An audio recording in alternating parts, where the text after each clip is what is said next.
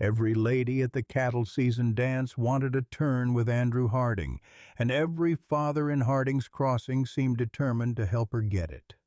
Lanterns hung in a long line from the station eaves to the livery post, and under them the fiddle was still finding its pace. Mr. Turner had already walked his daughter past Andrew twice, once for the punch bowl, and once for no reason at all. None of it moved Andrew much. He nodded to Mr. Turner, complimented the daughter's dress because it seemed the kind thing to do, and kept moving toward the edge of the yard where the lantern light gave out. His father watched from a chair near the station door, arms crossed, satisfied, nodding along to every introduction like each one might finally be the one that took. Abigail Wallace came through the crowd with a tray of coffee cups balanced against her hip, weaving between skirts and boot heels without spilling a drop. She kept her eyes on the tray and her path along the edges. She did not look at the dancers. She did not look at Andrew. He looked at her. It was not her dress, which was plain and gray and nothing like the others.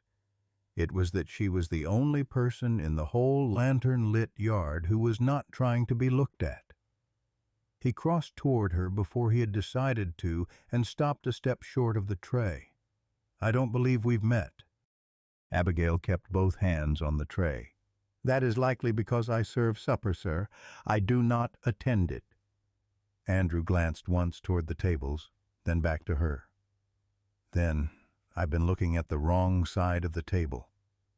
She did not smile. She shifted the tray a half-inch away from him.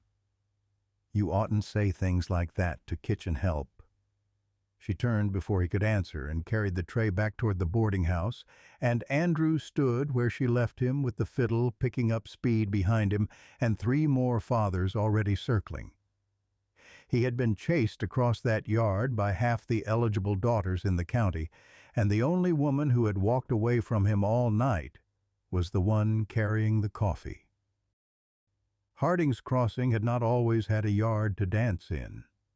20 years before, there had been nothing but a rail spur, a water tower, and Simon Harding standing on a raw plank platform, deciding where the freight shed ought to go. He built it with borrowed lumber and paid it off before winter. The boarding house came next, then the feed store, then the livery. When the church wanted land, Simon gave it without being asked twice. He did not do it to be thanked. He did it because he had learned the hard way that a town needed a church in it to feel like more than a row of buildings. Simon's wife died bringing Andrew into the world on a night in early spring when the doctor came too late from the next county over. Simon never remarried. He told anyone who asked that he was too busy building the town to think of it, and most people let that answer stand because it was easier than the truth. The truth was that stillness hurt him, and building did not. He kept Andrew mostly on the ranch outside town, rather than raising him only in the rooms above the station office. And he gave the boy over most days to Amos Teal, the foreman who had ridden with Simon since before the rail spur went in. Amos taught Andrew to sit a horse before he taught him to sign his name, to read weather in the color of the western sky, to mend fence in the rain because fence never waited for good weather to break. By 17, Andrew's hands were rope-scarred and sun-dark, and he could rope a calf clean on the first throw more often than not, and he took more pride in that than in anything his family's name might have handed him for free. He grew up rich and did not grow up soft. Andrew did not mind the work of a ranch. He minded the work of being looked at like an inheritance with a face on it. "Doesn't make sense," he told Amos once, mending a stretch of wire fence with the old man on a gray afternoon. "For a man to marry a woman everyone else picked for him." Amos drove a staple in with 2 clean strikes. "Your pa means well." "I know he does." Andrew pulled the wire taut. "If I marry, I aim to be the one doing the asking." The morning after the dance, Andrew found a reason to be at the boarding house before most of the town was awake. The feed order was real enough, though it was not the reason he came so early. He stepped into the kitchen and saw Abigail at the stove, sleeves pushed to her elbows, turning biscuits, checking the coffee, and keeping one eye on the milk cans near the door. Mrs. Colby had a sister married in Liverpool, and after losing 2 kitchen girls in one season, she wrote asking if any steady servant girl wanted passage and work across the Atlantic. Abigail had been raised in an English orphanage and trained early for service, and with no family to keep her there, and enough courage to make the journey, she took the position at Harding House. She scolded a delivery boy for setting the milk cans too near the stove heat, not unkindly, just plain, and the boy grinned at her like he'd been scolded by her before and didn't mind it. She laughed with the other maid over something spilled and quickly wiped away.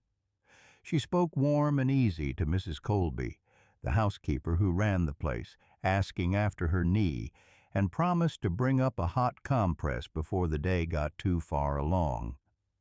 Then she saw Andrew standing in the doorway, and the warmth left her face plain and sudden. "Mr. Harding?" She wiped her hands on her apron. "Coffee, or did you come about the order?" "The order," he said, though he'd forgotten what order he meant to ask about. "And coffee, if there's some going." She poured it without meeting his eyes and set it at the end of the table farthest from where she stood. And when he tried to ask how she was settling into the town, she answered with 3 words and turned back to the stove, sleeves already pushed higher for the next batch of biscuits. He drank the coffee slower than he needed to, watching her work, and left thinking the plain thought a man thinks when a woman won't look at him twice. She simply did not care for him. He tried again 3 days later on the street outside the Mercantile, where he came across her hauling a sack of flour and a parcel of coffee against one hip, the string cutting a line into her palm. The street was busy at that hour, wagons loading. 2 women he recognized from the dance stopped outside the milliner's with their heads together. Andrew reached toward the flour sack before she could shift it again. "Let me carry that." Abigail pulled the flour to her other arm before he could reach it, and her eyes went once, quick, to the women by the milliner's before coming back to him. "A man in your position ought to be careful what he is seen carrying for a servant." "I offered because it looked heavy," Andrew said, "not because I thought you weak." "It is heavy," she said, "and I am used to it." She walked on, and he did not follow, because the set of her shoulders told him this was not about the flour at all. He did not understand it yet. He only understood that it was not dislike. His father found him on the station platform 2 evenings later, going over a delivery manifest that didn't need going over, and Simon leaned against the freight scale with the look of a man who had been saving up a conversation. "Turner's girl asked after you at church. Feed merchant's daughter, too, from what Mrs. Colby tells me, and there's a niece of the Praters visiting from Abilene, plays piano well enough to make a man forget his manners." Simon said it lightly, but his eyes stayed on Andrew. A man in your position could do worse than to notice one of them noticing him. Andrew set the manifest down on the scale. "You keep finding women for the town, Pa. I'm the one who has to sit across from her at supper for the next 40 years. A man with a town to inherit cannot keep eating alone." Simon said it plain, without heat. Andrew did not answer that. He picked the manifest back up and did not look at it either. That evening, with lamps beginning to show in the windows, Simon circled back to the subject again, this time naming the Prater niece outright, asking would Andrew consider calling on her before she went back to Abilene. Andrew stopped walking. "I thought I found a woman, Pa." Simon turned, brightening at once. "Whose daughter? Turner's girl? The one with the pretty eyes?" Andrew looked toward the boarding house where a thin line of lamplight showed under the kitchen door. The new cook at Harding House. Simon went quiet in a way that was not unkind, only stunned. The cook? Yes, sir. Andrew said it steady, a true thing he had decided not to be ashamed of saying out loud. Then quieter, the steadiness thinning out. She wanted no part of me, so I'll leave her be. He walked on before his father could answer, boots loud on the packed dirt, and neither of them saw the kitchen door open a crack, or Abigail standing just inside it with a basket of ash in her hands, gone still enough that the basket did not so much as creak. She had thought his attention was a kindness that would not last. She had not thought he meant it. She had not thought, until that moment on the dark side of the door, that he believed she was the one who had turned him away for good. She stood there long after his footsteps had faded down the street, the ash basket growing heavier in her arms.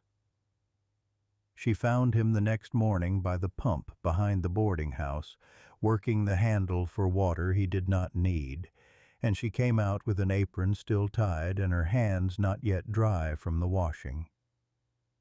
"Mr. Harding?" She stopped an arm's length from him, closer than she usually allowed. "I was colder than you deserved." He set the bucket down. "I figured I'd misread you." "You hadn't." Abigail looked at the water pooling near his boots rather than at his face. "Where I come from, girls like me learn our place early. A man above us does not court us. If he takes notice, it is rarely a kindness, and it is never lasting. I thought that was what you were doing. Amusing yourself, the kind of amusement that costs a man nothing to lose. I wasn't. I know that now." She wrapped both hands in her apron, twisting the fabric once before letting it go. "I did not know it 3 nights past."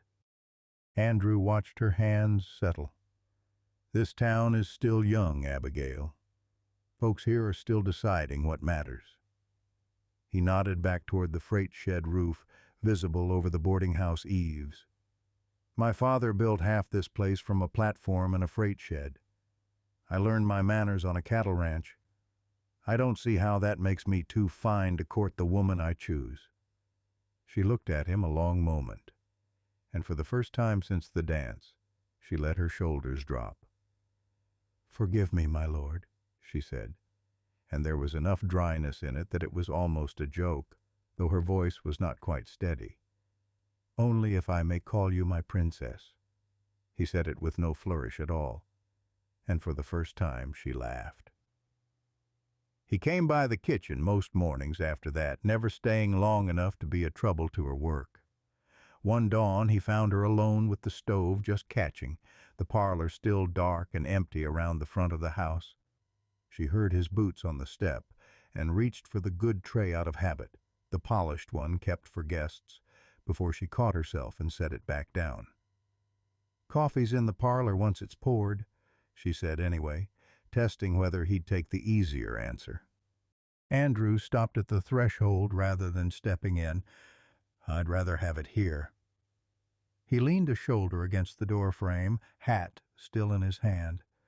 "Parlor coffee tastes like people watching." She looked at him a moment, weighing it, then reached instead for the plain kitchen pot and a cup with a chip in the handle, the kind she poured for herself when no one else was up yet. She set it on the flour-dusted work table rather than carrying it anywhere finer, and did not apologize for the cup. He came the rest of the way in and drank it standing, elbow braced on the table beside her rolling pin, same as the hired men did before a day's work. He did not glance around the kitchen like a man only tolerating the room he was in. He looked at the bread rising under its cloth at the stove, at her hands working the dough, the way a man looks at anything worth looking at. Mrs. Colby passed through once with an armload of linens, saw the two of them there, and said nothing beyond a good morning to them both before she carried on toward the hall. Abigail noticed that Andrew did not straighten or step back when he was seen. She had watched enough gentlemen find sudden reasons to leave a kitchen once someone caught them in it. He only nodded to Mrs. Colby and went on drinking his coffee. It became a habit neither of them named. He came. She poured. The stove ticked between them while the bread rose, and some mornings that was the whole of it, and it was enough. When he rode out to check fence along the north pasture, she wrapped bread and a wedge of hard cheese in a cloth and set it by the door before he left, much as she might have done for any of the hired men. She was halfway back to the stove before she stopped and looked at it sitting there, and wondered if she had just made herself foolish, offering a rich man's son a parcel like he hadn't a cook of his own 3 times over. She almost went back for it. She left it where it was.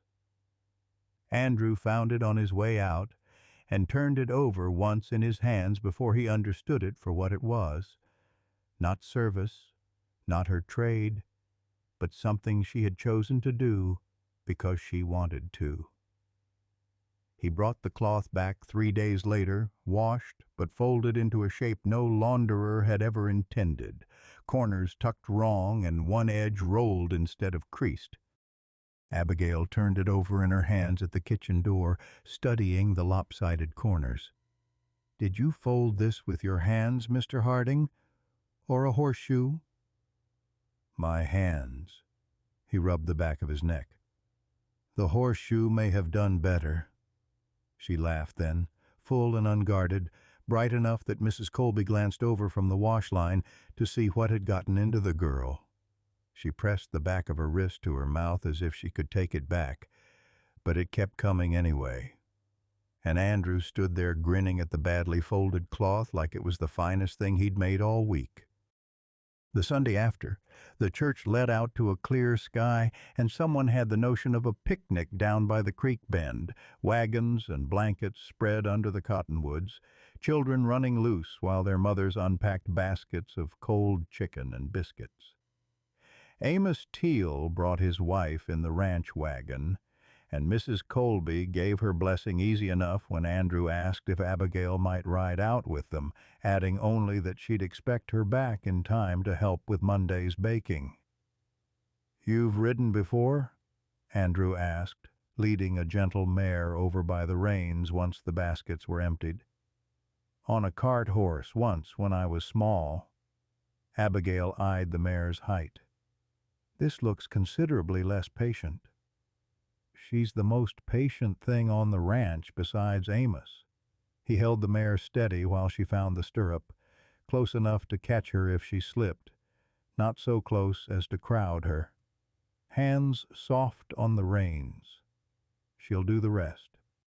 She sat the saddle stiff at first, knuckles pale on the horn, flinching when the mare shifted her weight underneath her. Andrew mounted his own horse and rode beside her, close enough to help if the mare sidestepped, but not so close as to crowd her. He told her when to ease her hands and when to hold, and Amos and his wife rode ahead in the wagon within easy sight the whole way, just as Mrs. Colby would have wanted. By the time they climbed the rise above the creek, Abigail had eased into the mare's walk, shoulders dropping, hands finding a lighter hold on the reins. They stopped their horses on the ridge and looked down at the town and the ranch spread beyond it, rooftops small, church bells silent in the distance. "You look different out here," Abigail said, watching him settle easy in the saddle, reins loose in one hand. "Better or worse?" She looked down toward the station roof and the boarding house chimney where she'd spent so many mornings behind a door. "Less owned." Andrew loosened the reins a little further and looked at her, at the color the ride had put in her face. "So do you." Her hand eased on the saddle horn. "Better or worse?" Andrew smiled only a little. "Less afraid." Neither of them said anything more for a while, and the wind moved through the grass, and it did not need saying more than that. Word travels faster in a small town than any rider can outpace it, and by the second week Simon had heard enough of it from enough different mouths. Mrs. Colby's careful mentions, a comment dropped by the banker's wife at the feed store, his own eyes catching Andrew's horse tied outside the boarding house more mornings than not, that he sought his son out at the corral one evening, leaning on the top rail with his hat pushed back. "They're talking in town," Simon said, "about you and the Wallace girl. Let them talk. It isn't that simple, son." Simon turned his hat brim in his hands. "People will say things to her that they'd never say to your face. A wife in our position has to stand in front of this whole town for the rest of her life. I'm not saying she can't. I'm asking if you've thought what it costs her if she can't." Andrew held his father's eyes. "Then I'll stand close enough that they have to say it to me too." Simon did not answer that right away. He only turned his hat over once more in his hands and let the silence do the rest. Founder's Day came at the end of the month. The whole town turned out around the station yard again, lanterns strung, tables of food laid. Fathers circled same as always, and this time the Prater niece had come back from Abilene especially for the evening, dressed sharp enough that half the yard noticed, her mother steering her toward whatever spot in the crowd Andrew happened to be standing. Abigail worked the early part of the supper, carrying trays and refilling the coffee urns, while the fiddle player tuned up near the platform steps, then slipped away to change out of her apron into the one clean dress she owned, plain gray wool with a collar she'd pressed herself that morning. She came back to the edge of the hall to watch rather than serve, since Mrs. Colby had told her to take the evening for herself. She had barely found a spot near the end of the food table when she heard two of the town women talking low near the lantern post, not troubling to lower their voices as much as they thought they had. "Surely Mr. Harding's first dance is spoken for," one of them said, glancing toward the Prater girl. "Some girls," the other answered, with a small smile aimed nowhere in particular, "ought to remember which side of the supper table they belong on." Abigail did not answer them. She had heard worse said plainer back home by people who meant it crueler. She only folded her hands and told herself she had not come for a dance. She had come to watch him have his, and that would be enough, she told herself again, though her eyes kept finding him across the yard, whether she meant them to or not. Across the crowd, Andrew caught the tail end of it too. Not the words, but the way the two women glanced toward Abigail and then away, the way Abigail's chin came up a fraction higher after. He did not cross to confront them. He only watched Abigail a moment longer than he meant to, his jaw setting harder than it had been a minute before. The fiddle started up, first notes finding their pace the way they always did, and every eligible daughter in the yard straightened where she stood, waiting for Andrew to cross toward one of them, the way the whole evening had been arranged for him to do. The Prater girl smoothed her skirt. Mr. Turner's daughter took half a step forward, ready. He did not go to either of them. Andrew crossed the yard while the fiddle was still finding its rhythm, past the Prater niece, past Mr. Turner's daughter, past his own father standing near the station door with his hat in his hands. Somewhere behind him he heard the Prater girl's mother draw a sharp breath, and saw from the corner of his eye her hand close hard on her daughter's arm, as if to stop her from following him with her eyes. He stopped in front of Abigail, and held out his hand where every soul in that lantern light could see it plain. "Miss Wallace, if your work is done, I'd be honored to have the first dance." Abigail looked past him at the women in their clean, bright dresses, then down at her own plain gray sleeves, and did not move. Her fingers tightened on the fold of her skirt. Accepting meant something could not be unmeant afterward, in front of this many witnesses, and she understood that as surely as she understood anything. Andrew lowered his voice so it carried to her alone. Only if you choose it. She looked at his hand a moment longer, then at his face, steady and waiting without pressing. Then she set her own hand into it. The whole yard went quiet enough to hear the fiddle catch its stride. Andrew led her out onto the open ground at the center of the hall, and for the first turn neither of them spoke at all, his hand at her waist light as asking, hers resting on his shoulder, like she wasn't yet sure she was allowed to. The lantern swung a little overhead in the evening air. Somewhere past his shoulder, she could see the whole yard watching. Father's gone still. The Prater girl's face gone carefully blank. Simon near the door with his hat in his hands. She had learned to carry trays through crowded rooms with her eyes down and her steps quiet. Now the whole yard was watching, and Abigail did not lower her eyes. Andrew Harding led Abigail through the first dance of the evening, and no one in Harding's Crossing could pretend not to understand it. Simon watched from the station door, his hat still in his hands, jaw tight at first.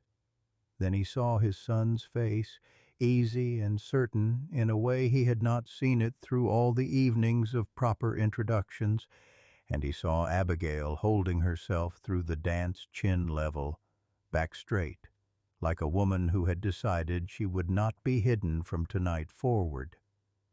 He did not say anything to anyone. He only watched, and by the time the fiddle finished its first turn, his shoulders had dropped, and his hat had come to rest against his chest. Simon found Abigail near the end of the food table after the music had moved on to other couples. He stood a moment before he crossed to her, turning his hat over once in his hands. Then he came without the hat at all, which she would later understand was his way of showing he'd come to speak plain. "You know what people will say," he said. "Yes, sir." Abigail kept her hands folded in front of her, steady. "I learned early that people say plenty when they think you cannot answer them." Simon studied her face a moment. No eagerness in it for the name she might carry, if anything, something closer to wariness of it. It was not what he had expected to find.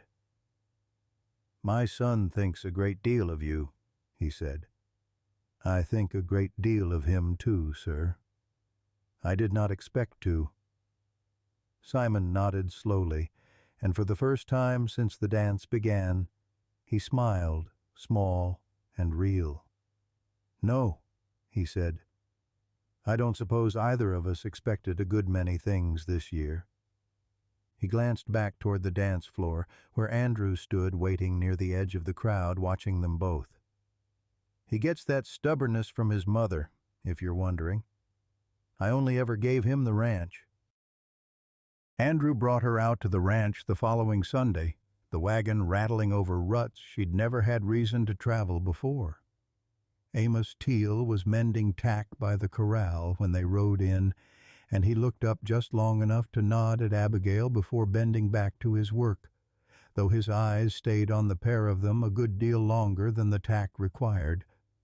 Andrew helped her down and walked her up to the porch of the house, where he had grown into a man under another man's patient teaching, past a rail worn smooth by 20 years of boots, past a door that stuck a little in damp weather and always had. He did not sit her in the parlor. He brought her through to the kitchen, where the table sat worn and pine and scarred with years of use.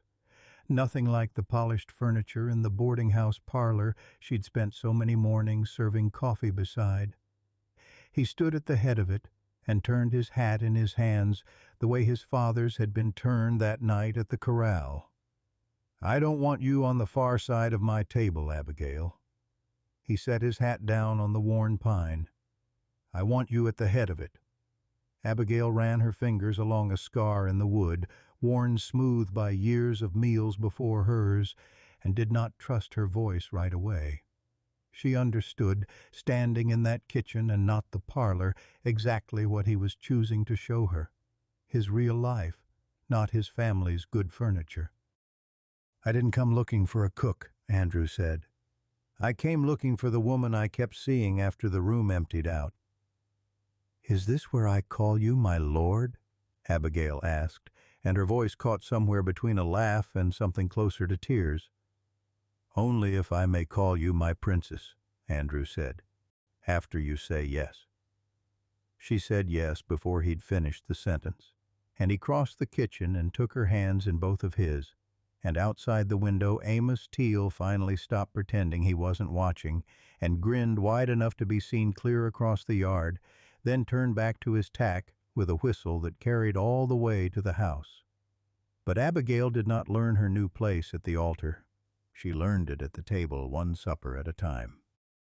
They married in the fall, in the church Simon had given the land for, with the whole town crowded into pews that had once been raised by neighbors helping neighbors get a start. Mrs. Colby sat near the front with a handkerchief she didn't try very hard to hide, and the same women who had once whispered by the lantern post at Founder's Day sat with the rest of the congregation and sang the hymns along with everyone else. Simon stood at the front with his son and did not try to hide that his eyes were wet through most of it. And when the preacher asked if any objected, the church stayed silent in a way it would not have stayed silent a year before. Abigail wore a plain dress, pressed white cotton with no lace to speak of, and carried a small bunch of wildflowers Amos Teal's wife had cut from the ranch that morning. When Andrew took her hand at the altar, his own was shaking slightly, and she squeezed it once, steady, the way she used to steady a tray crossing a crowded room. Afterward, on the church steps, Simon took Abigail's hands in both of his, the same way his son had at the kitchen table, and gave his blessing loud enough for the whole gathered town to hear it.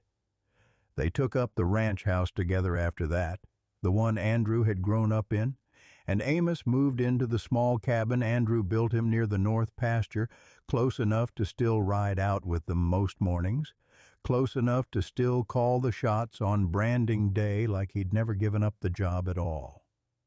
Abigail set the ranch table herself that first week as its mistress rather than its help, and when Andrew pulled her chair out for her at supper, plain as anything, she sat down at the head of it, and did not once look toward the kitchen door the way she used to. Amos took his meals with them most evenings still, same as he always had, and the first time he caught himself calling her Mrs. Harding, ma'am, instead of just Abigail, she laughed and told him plain never to start that nonsense now. The first year wore them both down, honest. There was drought one season and too much rain the next, fence to mend and hands to feed, and a roof that leaked over the north room until Andrew finally got up and fixed it himself rather than pay a man to do it. One evening that first autumn, with Amos and two of the hired hands at the table and the plates just cleared of stew, Abigail rose out of old habit to start gathering dishes before anyone had finished talking. Andrew caught her hand before she'd taken more than a step and drew her gently back down into her chair. He did not make a show of it in front of the men. He only turned the bread plate toward her as if she had never been meant to leave the table at all. Amos glanced toward the empty chair beside Abigail, then back at Andrew. We'll need another hand before frost if the north fence keeps giving us trouble. Andrew nodded, but his eyes stayed on Abigail a moment longer. I was thinking the same, but I wanted Abigail here before we settled it. The talk stopped around the table. Abigail looked at the men around the table, waiting without impatience, and then at Andrew's hand, still resting near hers. Amos cleared his throat and reached for his coffee. "Well then," he said, as if this had always been the order of things, "now that Mrs. Harding's sitting, we can talk business proper." The hired hands bent back over their plates. Andrew went on discussing fence wire and winter feed with Amos, but Abigail stayed where she was, hands folded in her lap, listening. She did not speak much that evening. She did not need to. By the time the lamp burned low, she understood what Andrew had done. He had not asked her to earn her chair. He had simply refused to let the table go on without her. The children came after that, 3 of them over the years that followed, and the ranch house that had once held only a widower and a boy, and an old foreman's quiet company filled up with boots by the door and noise at the table and small feet running the porch boards loose. Amos Teal taught the eldest to sit a horse patient as ever, and swore up and down to anyone who'd listen that the boy had his grandfather's stubborn streak in him already. Abigail kept the kitchen busier than it had ever been in her own working days, but no one who watched her move through it now would have called her a servant in it. She set bread to rise while the children argued over chores, and when the youngest tugged at her apron wanting to help, she pulled a stool over and let small hands press the dough just as she'd once been taught in a kitchen an ocean away.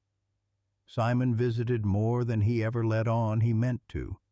He would ride out on some flimsy excuse about the herd count or the fence line, and Abigail would set an extra place at the table without being asked. One evening he'd barely settled into his chair on the porch before the youngest came barreling out the door in her nightgown, refusing to be put to bed until she'd said good night to her grandfather, and climbed straight up into his lap without waiting to be invited.